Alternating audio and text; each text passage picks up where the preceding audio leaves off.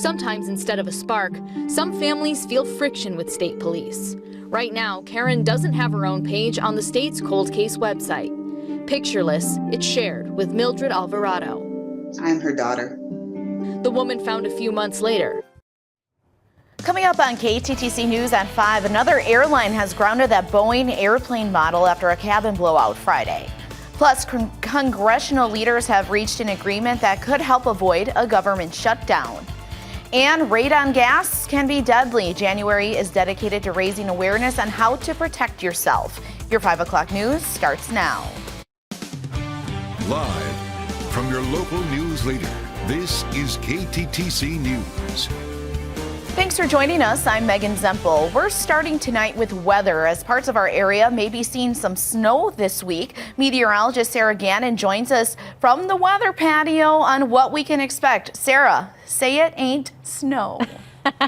Hey there, Megan. Many folks here in Minnesota and Iowa will be very excited about this forecast because we are looking to see some accumulating snowfall here in the region as we head into your Monday and Tuesday. So we are looking to see some impactful conditions to your south, to Minnesota, parts of Minnesota and Iowa. So we have the first alert for you. We do have a first alert day out for Monday night and into Tuesday as we track this next weather maker. We are looking to see winter weather alerts already out for parts of Albert Lea down to Mason City, even keeping an eye on a winter storm watch for folks towards the Decorah area. So we are looking at that accumulating snowfall here.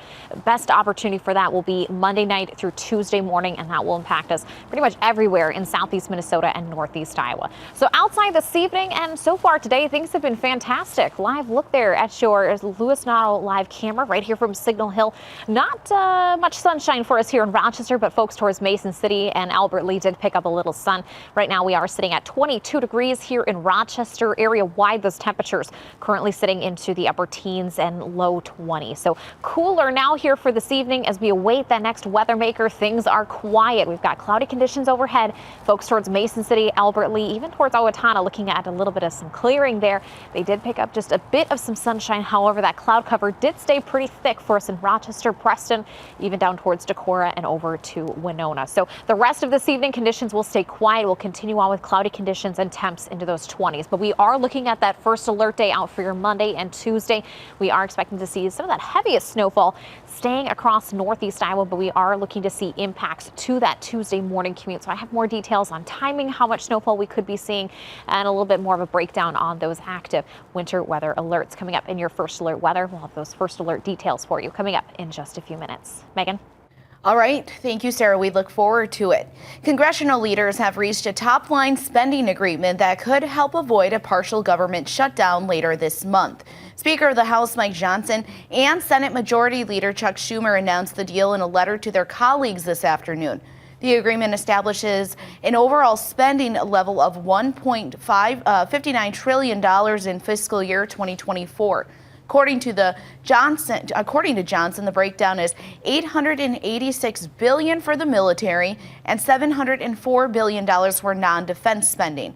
President Biden praised the agreement in a statement saying, quote, "The bipartisan funding framework congressional leaders have reached moves us one step closer to preventing a needless government shutdown and protecting important national priorities. Congress will still need to allocate the money, write the bills, and pass them before the January 19th deadline." Former President Donald Trump will be spending some time in court this week. Trump is expected to attend closing arguments in his New York civil fraud trial Thursday. He is accused of a decade-long pattern of inflating property values to get loans for his real estate and golf resort businesses. A number of sources also say Trump plans to attend federal appeals court arguments on presidential immunity in Washington, D.C. on Tuesday. That case centers on accusations that he was part of the insurrection on January 6, 2021. Altogether, Trump faces 91 criminal charges and 4 criminal cases against him. Trump denies all wrongdoing. Tree removal along Highway 56 starts tomorrow in Leroy. This is to prepare for the spring's Highway 56 reconstruction project in town.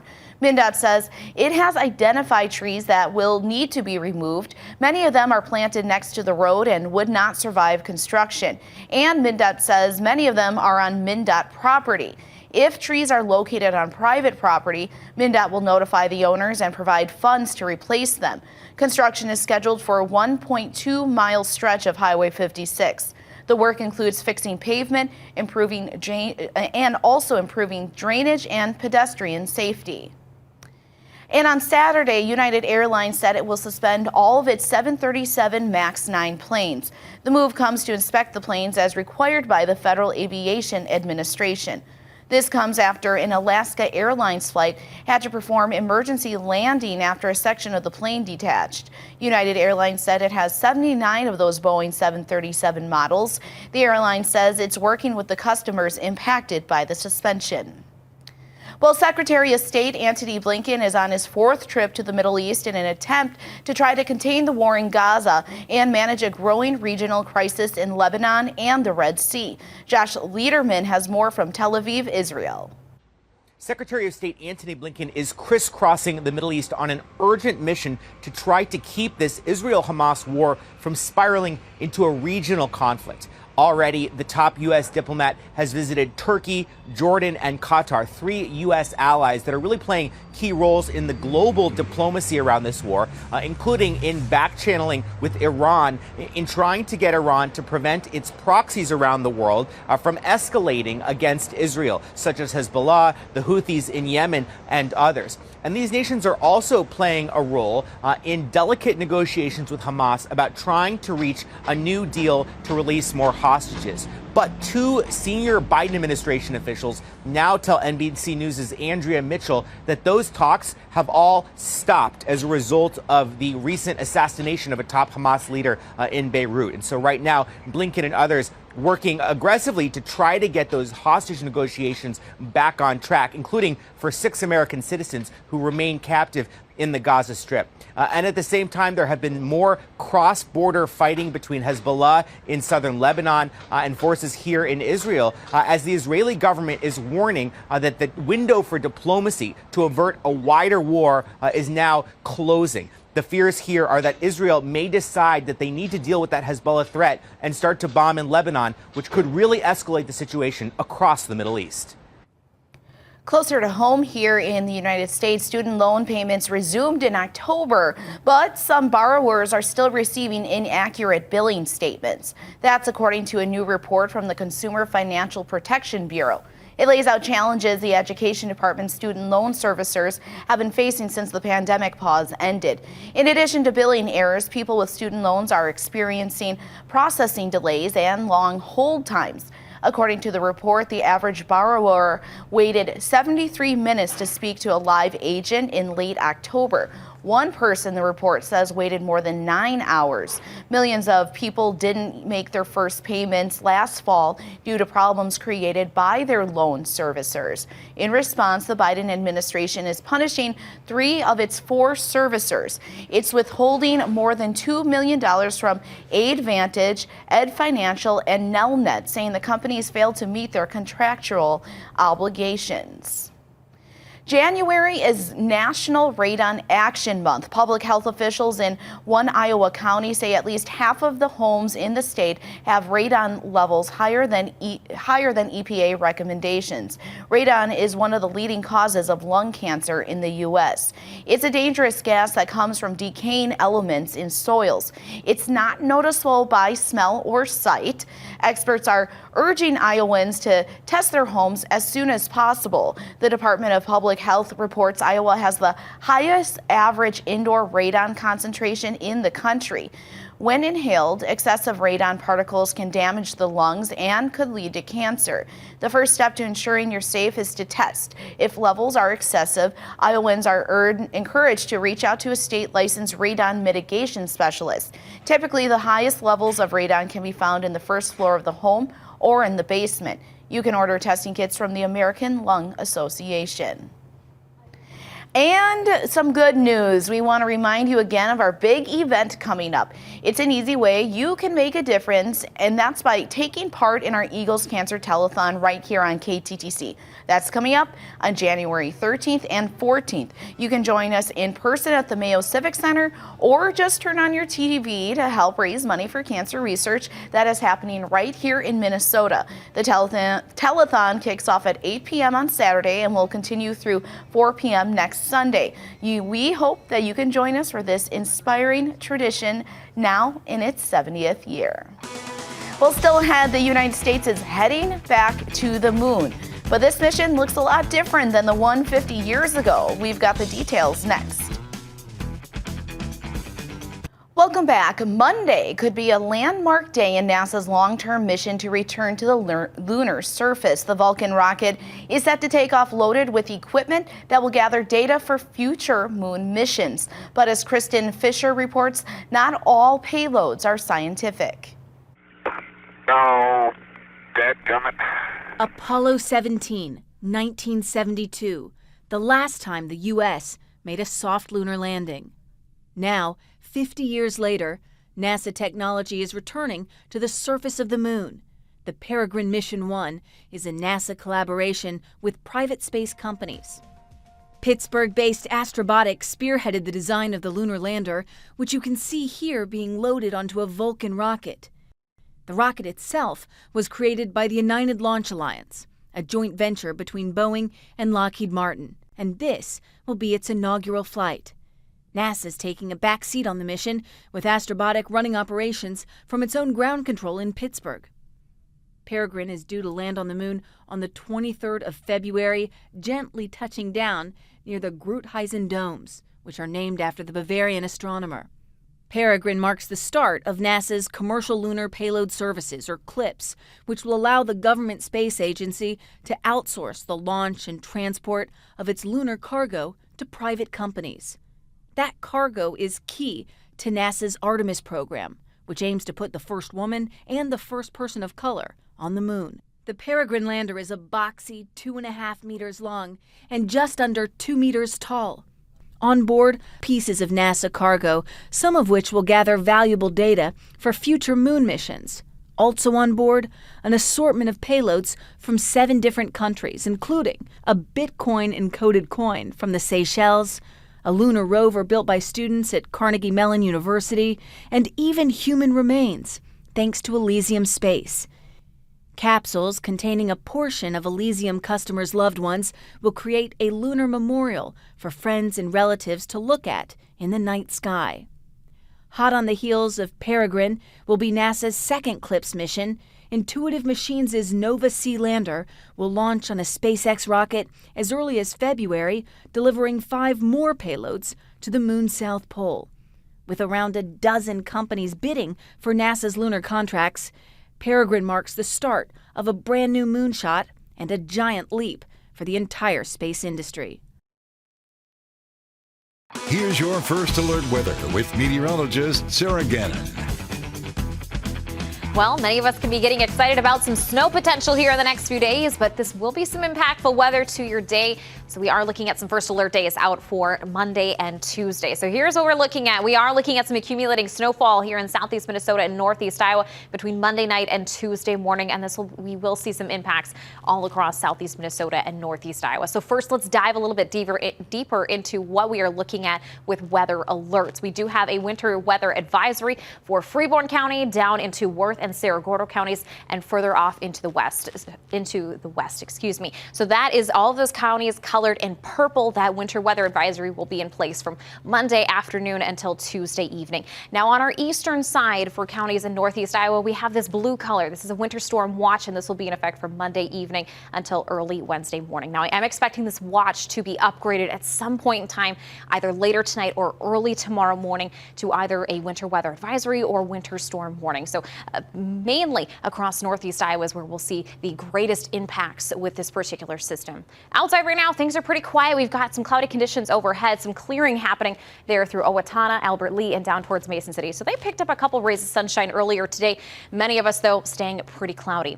However, I do want to zoom out. Here's our next weather maker set to move through the area right now, churning throughout parts of Arizona and Utah. This will gradually move through the Texas Panhandle and up into the upper Midwest, Great Lakes region as we head into the next few days. So that's the current storm track. Now notice, though, the storm track staying well to our south. However, this is a very potent system and will bring significant impacts across the upper Midwest. So let's time things out. Tonight, we'll stay pretty quiet. Cloudy conditions, temperatures on the milder side there into the 20s. Now, as we start to wake up, I think by about 5 a.m. or so, some of us may be catching just a quick clip there of some stray snow showers, and especially along I-35, maybe looking at a few additional snow showers through that early morning. The majority of us will stay quiet throughout the day there on Monday and especially into the afternoon. By Monday evening, 6, 7 o'clock, starting to see that snowfall building in from our south, and that will become more widespread as the evening progresses. So by about midnight, looking at widespread snowfall here in southeast Minnesota, northeast Iowa. That continues overnight. By Tuesday morning, about 6 a.m., starting to see some breaking in those snow bands, and we'll look to see those snow showers start to gradually taper off as the afternoon progresses through about the midday, maybe looking at some additional snowfall there throughout parts of the Decorah area. So when it comes to that timeline, breaking it down a little bit further there for you, looking at some light snow from about 6, 7, 8 to 9 o'clock in the evening. By about 10, 11 o'clock in the evening, we'll see that change over to more moderate to heavy snowfall there. That continues overnight into early Tuesday morning. And then as those snow bands break up, we'll start to see some lighter snowfall through the morning hours as things start to dissipate. So anticipate on some difficult travel Tuesday morning here for the area, because we are going to be seeing the heaviest snowfall across northeast Iowa. We'll also be seeing some strong winds with gusts up towards about 30 miles per hour. So anticipate some snow-covered, slippery roads there for your Tuesday morning commute. Snowfall amounts keeping that heaviest to our south there throughout parts of parts of Winneshiek and Alameda counties. Probably looking at our highest amounts, but the greatest and heaviest snowfall amounts will stay in northeast Iowa. Area-wide, I think about 2 to 4 inches is expected. Parts of North Iowa could be picking up about 5 to 6 inches of snowfall. Outside, skies are quiet there as we check in with your Lewis Notto live camera. Temperatures right now into those 20s with wind chills back in the teens for some of us. So overnight, we'll see cloudy conditions, mainly quiet, staying in the low 20s. We'll look at highs there into those low 30s there for your Monday. Snowfall rolling in for Monday night. There we go, Monday, Tuesday, and tracking that next potential weather maker first alert days for the area. Looking to see much colder temps by the end of the week. Nick? Thanks, Sarah. Next in sports, it's the final week of the NFL regular season. We check on the Bears-Packers game from Lambeau. Plus, Justin Jefferson continues to put up big numbers against Detroit. Your Vikings-Lions highlights after the break.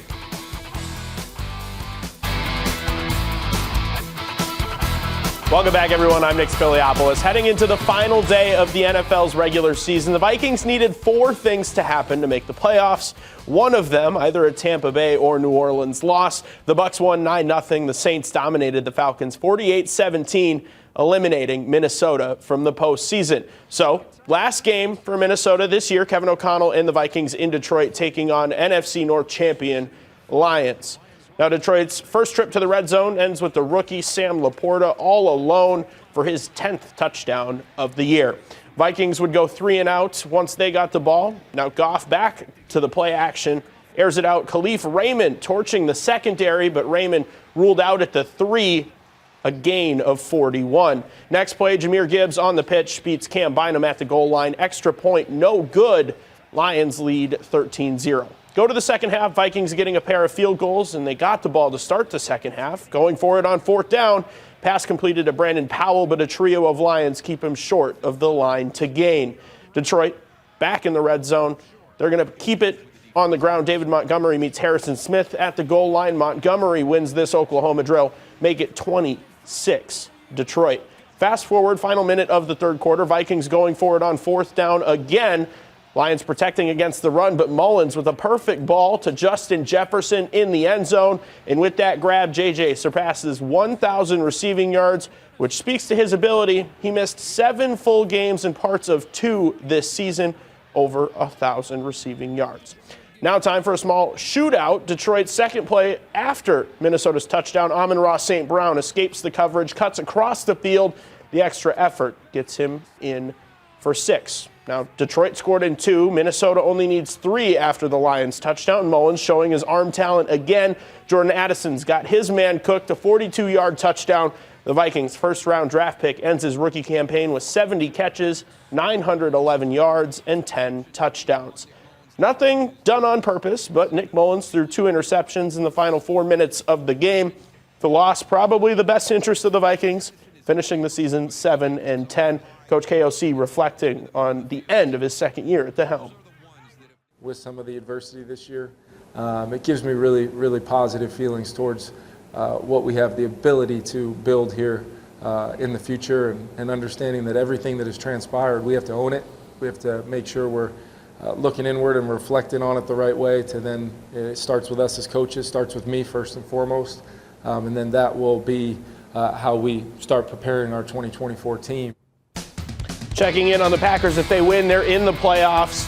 If they lose, they're out. At last check, Jordan Love's thrown over 200 yards, 2 touchdowns, both to Dontavian Wicks. Packers lead Chicago 14-9. Graphic was at last check true. Now it's 14-9 in favor of Green Bay. All right, well, I like what that sounds like. For now. For now. For now. All right, thank you, Nick. We'll be right back. Well, a historic item washed ashore on a Maryland beach, turning out to be part of an 1800s ship. Officials with Maryland State Park says the piece of driftwood is 14 and a half feet long and was found at a beach in, I'm not good at these words, Assateague State Park last month. Park staffers consulted the Maryland Historic Trust and determined it was most likely a piece of deck timber from the ship, believed to be from the mid-late to 1800s. Staffers tagged the ship piece and left it on the beach. They said it was done so it can be tracked when it is swept back out to sea and shows up on another beach. So, we were just talking during the break how amazing it is that these are still hanging out in the ocean after all these years. That is true, and how it took so long to get it back ashore. Right. And then they're just going to let it go back out to sea. All right, well, they're the scientists. They know Maybe the it'll best. find its way back to the original ship, Right. and they can find the original ship where that's hiding. Yeah, maybe. Odder things have happened. Thanks for joining